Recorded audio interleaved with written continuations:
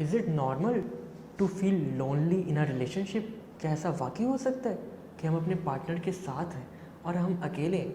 काफ़ी लोगों को ये बात हज़म भी नहीं होती। वो यही बात बोलेंगे कि ऐसा कैसे हो सकता है कि दो लोग एक साथ हैं और एक पार्टनर अकेला है।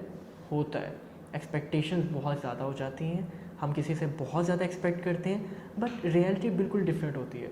एक्सपेक्टेशंस ऐसी होती है कि हम रिलेशनशिप स्टार्ट जब होता है ना, तो बहुत ही ज़्यादा चीज़ें कर देते हैं, और जब बात आती है उस टाइम पे हम उस तरह से कर ही नहीं पाते, किसी की केयर ना वैल्यू कर पाते हैं। अब जब इतनी एक्सपेक्टेशंस बढ़ जाती हैं तो बाद में चीज़ें पूरी नहीं होती, आपके पार्टनर आपको समझ नहीं पाता, आप बातें शेयर नहीं करते, एक दूसरे से डिस्कस नहीं करते, जिसकी वजह से एक साथ होने के बाद भी दोनों लोग अलग अलग हो जाते हैं।